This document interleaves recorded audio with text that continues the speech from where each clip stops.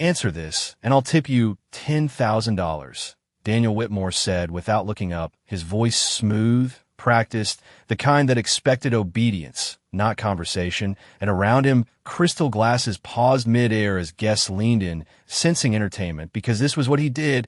He turned people into puzzles and solved them for sport, and Clara Bennett was just another piece on the table. Or at least that's what everyone thought.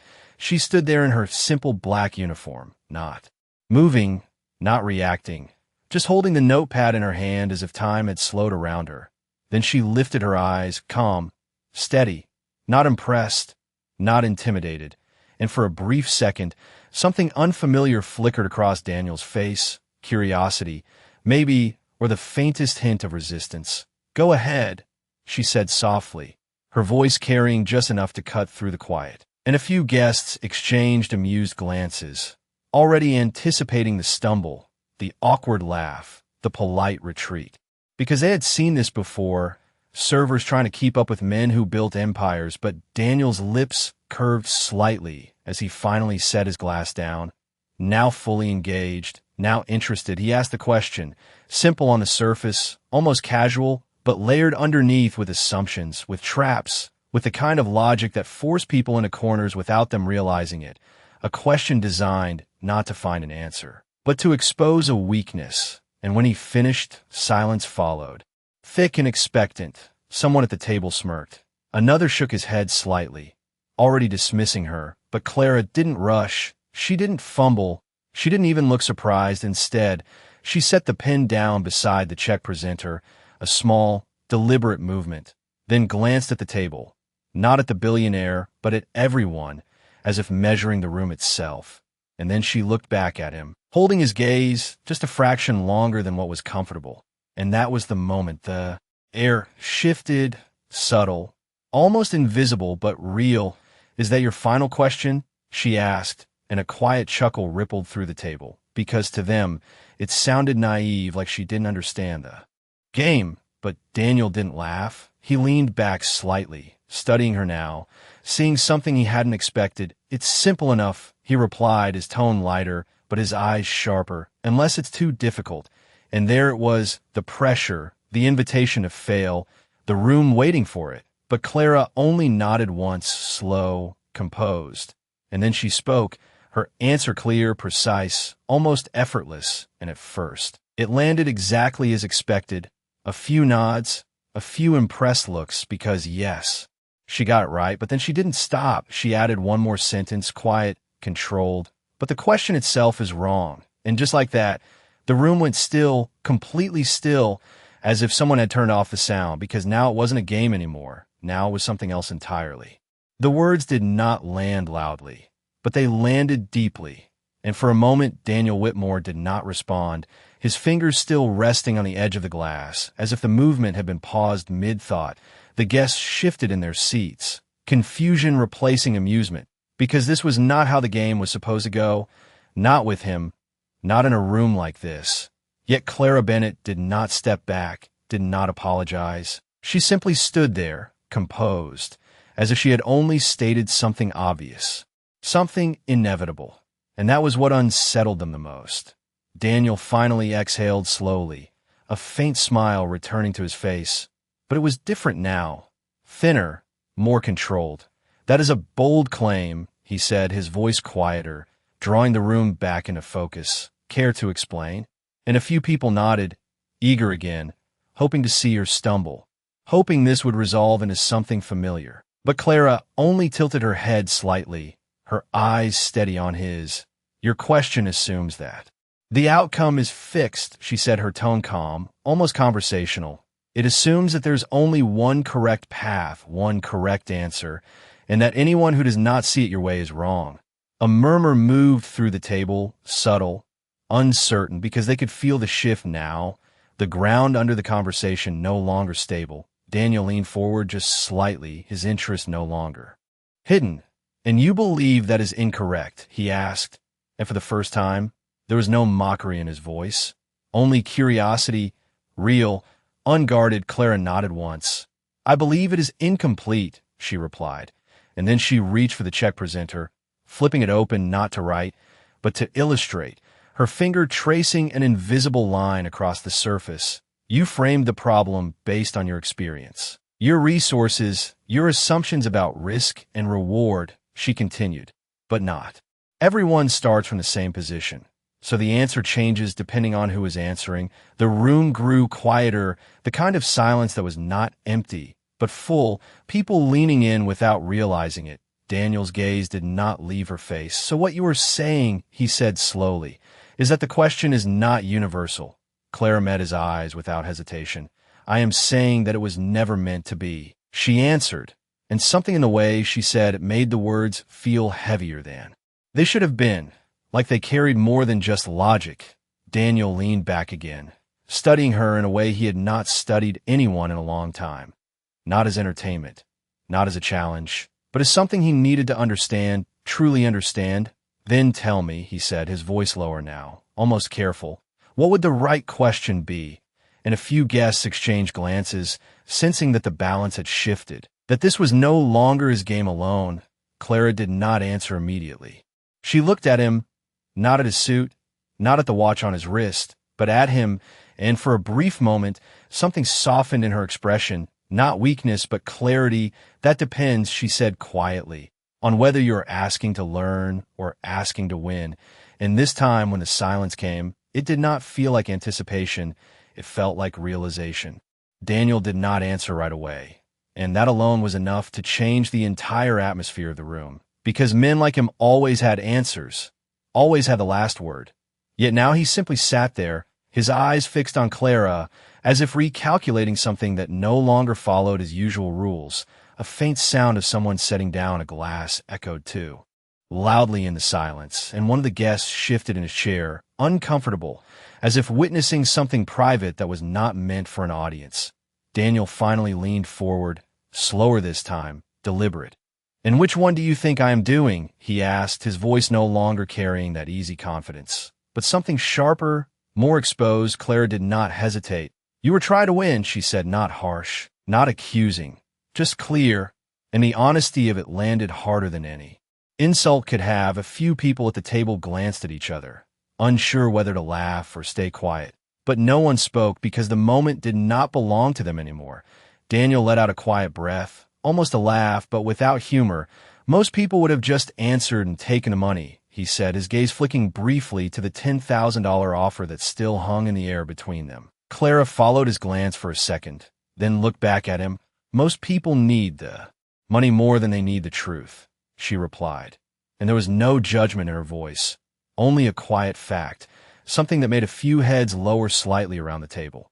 Daniel studied her more closely now, noticing details he had ignored before, the way she stood without shifting her weight, the way her hands remained steady, the absence of any attempt to impress or defend herself.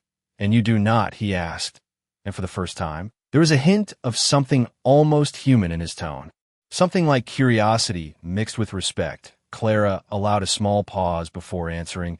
"I need it," she said softly. "I just do not trade it for being underestimated." And that was the moment something changed completely, not just in him, but in the room, because now it was no longer about a clever answer or a failed test.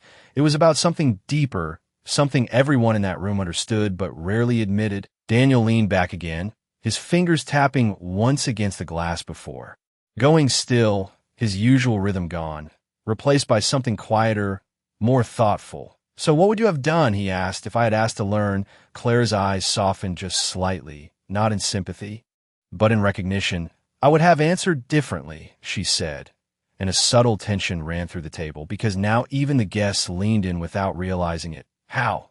Daniel pressed, and this time there was no challenge in his voice, only genuine interest. Clara glanced briefly at the untouched drink in front of him, then back at his eyes. "I would have asked you a question first," she said, and he raised an eyebrow, intrigued despite himself. "What question?" he asked, and Clara gave a faint, almost imperceptible smile, the first one since the conversation began. "I would have asked why someone like you," she said slowly, "needs to prove that someone like me cannot answer." And the words settled into the silence like a weight no one could lift. And for the first time that evening, Daniel Whitmore did not look like the most powerful person in the room. The question did not fade when it was spoken. It stayed there, suspended in the space between them, and Daniel felt it in a way he could not immediately explain, not as an attack, but as a mirror, and for a brief moment he looked away, just slightly, toward the reflection in his glass, as if searching for something he had not considered before. The guests remained silent, no one daring to interrupt what had become something far more than a conversation. It was a shift, subtle but undeniable. Daniel let out a slow breath and leaned back, his posture no longer commanding the room, but existing within it. "You assume I need to prove something," he said, though his tone lacked the certainty it once carried. Clara did not move. "I do not assume," she replied gently. "I observed," and the precision of her words landed again, clean, controlled, impossible to dismiss. Daniel's fingers tapped once against the table, then stopped, as if even that habit had lost its rhythm. "And what exactly did you observe?" he asked, his voice quieter now, more deliberate. Clara's gaze softened, not with sympathy, but with clarity. "You did not look at me when you spoke," she said. "You looked at the room, at your audience. You were not asking me. You were performing for them." A few guests shifted uncomfortably, suddenly aware of their role in the moment. Daniel's eyes narrowed slightly, not in anger, but in recognition, because he knew she was not wrong. "And if I was," he said slowly. "What does that change?" Clara paused just long enough to let the question settle, then answered. "It changes the purpose," she said, "because a question asked to learn is quiet. It listens, but a question asked to perform needs witnesses." The room felt smaller somehow, as if the walls had moved closer, and Daniel glanced briefly around the table, noticing for the first time how many eyes were on him, how many expectations had always been there, shaping his words before he even spoke them. "You think I do not listen," he said, and this time it was not a challenge. It was a genuine question. Clara held his gaze, unwavering. "I think you are not used to needing to," she replied, and the honesty of it did not sting. It settled, like something that had always been true, but never spoken aloud. Daniel leaned forward again, slower, thoughtful. "And you," he said, "you listen." Clara gave a small nod. "It is part of the job," she said, then after a brief pause added, "but it is also a choice." And that distinction lingered because everyone in that room understood the difference. Daniel's expression shifted, the sharp edges softening into something quieter, more introspective. "Then tell me this," he said, his voice steady but no longer dominant. "If I asked you again, without the audience, without the performance, would your answer change?" Clara considered him for a moment. Not the billionaire, not the reputation, just the man in front of her. And then she said, "The answer might not," she replied, "but the conversation would."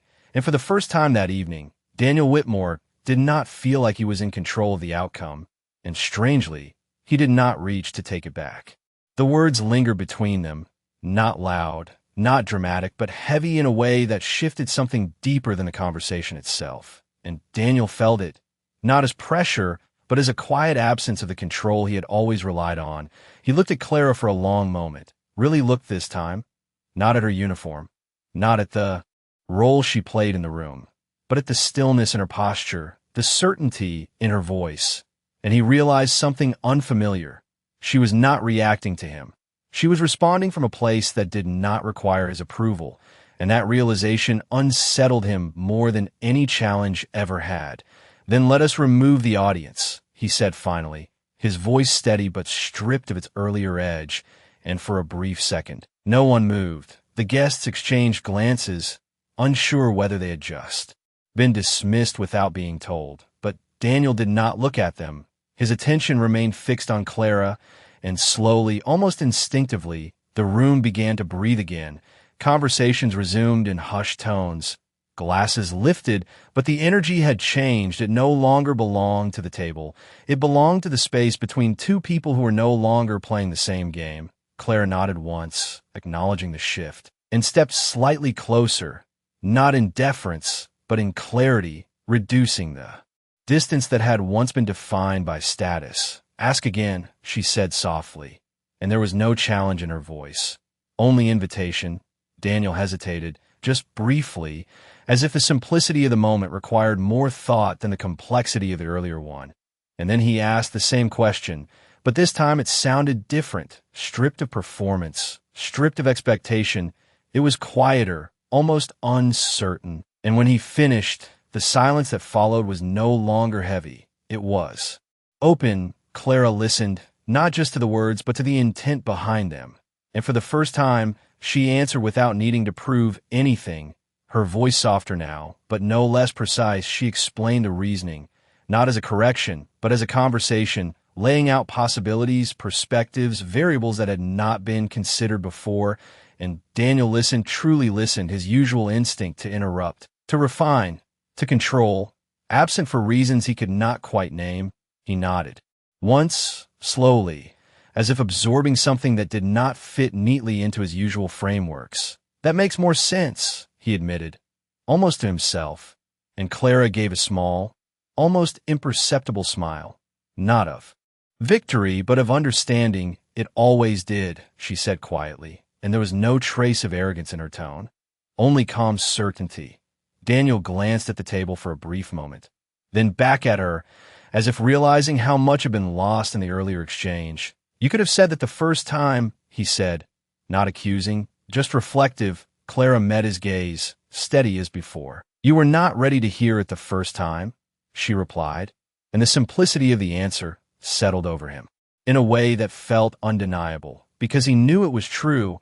He had not been asking for clarity, he had been asking for confirmation, and now, standing in the quiet aftermath of a conversation that had shifted more than he expected, Daniel Whitmore found himself considering something he had not questioned in years. Not the answer, not the question, but the way he chose to ask in the first place.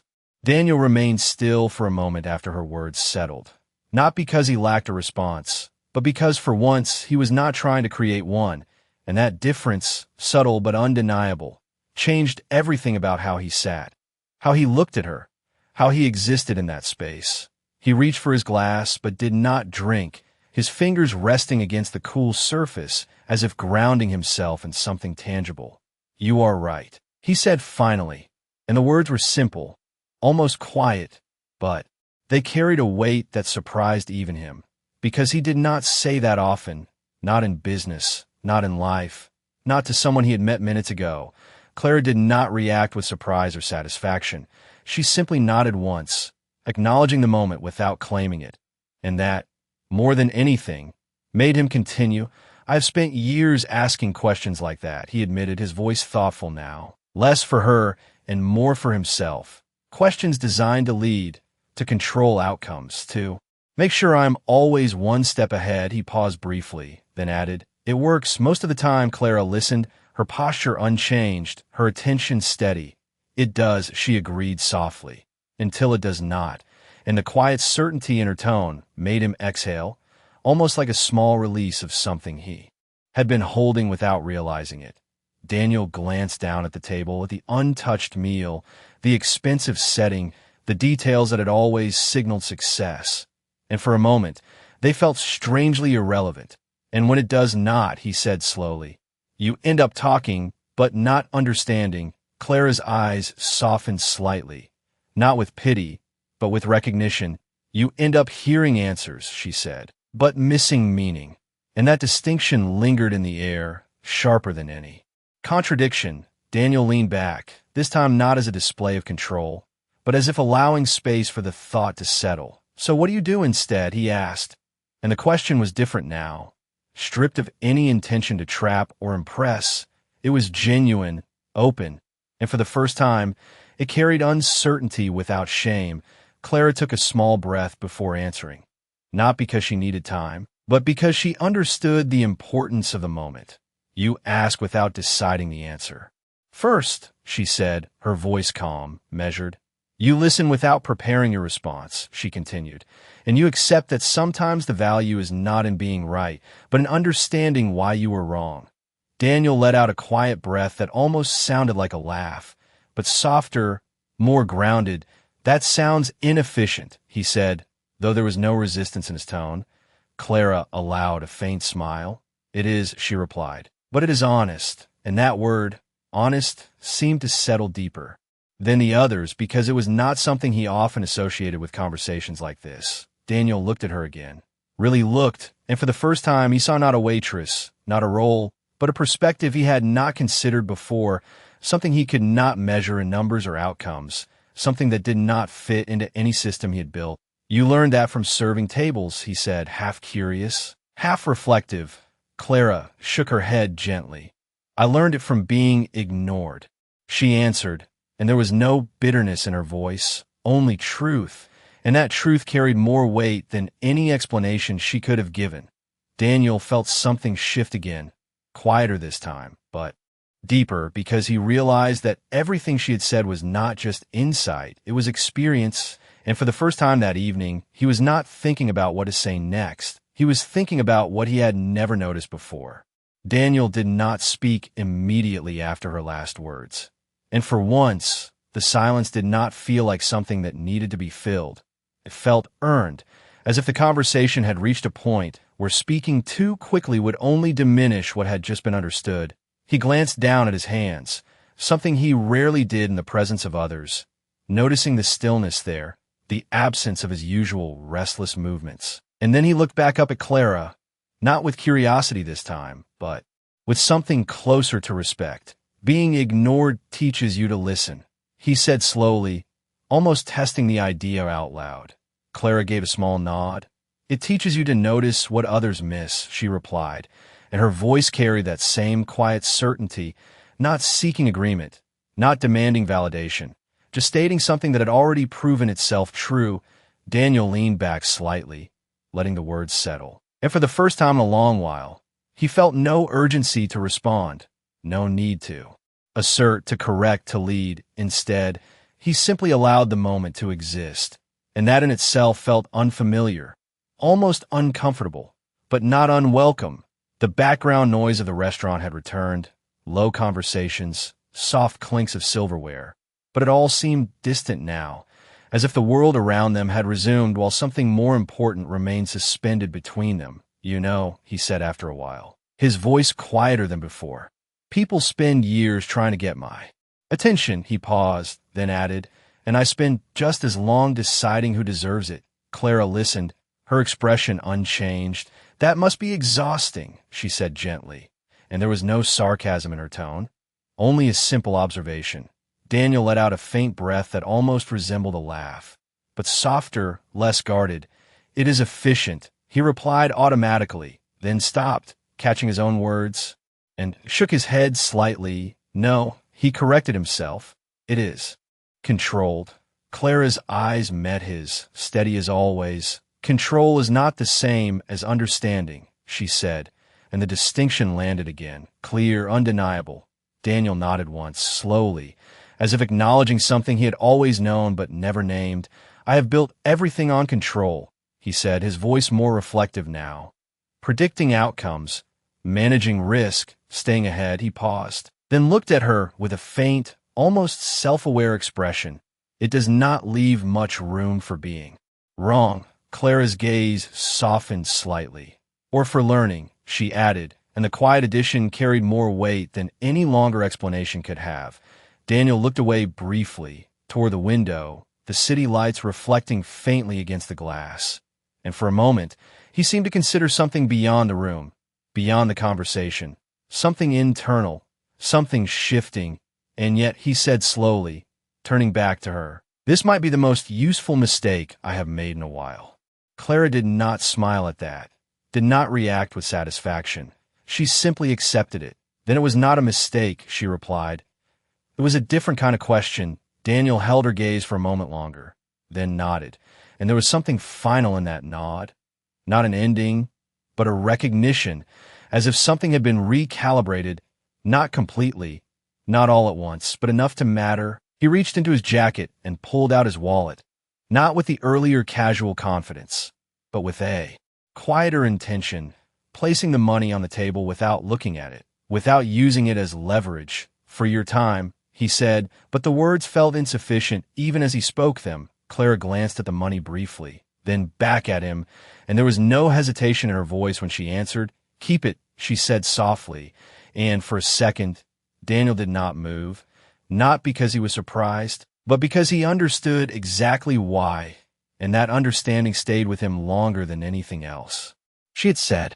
Daniel did not reach for the money again. his hand resting beside it, as if the gesture itself had already lost its meaning. And for the first time in years, he understood what it felt like to offer something that could not be accepted, not because it lacked value, but because it was the wrong kind. He looked at Clara, studying her expression, but there was nothing to read there, no hesitation, no regret, just quiet certainty, and that certainty made him pause. "You are turning down $10,000, he said, not as a challenge, but as a statement he was still trying to process. Clara glanced at the bills briefly, then back at him. "I am turning down what it represents," she replied, and her voice remained calm, unshaken. Daniel frowned slightly, not in disagreement, but in curiosity. "And what does it represent?" he asked.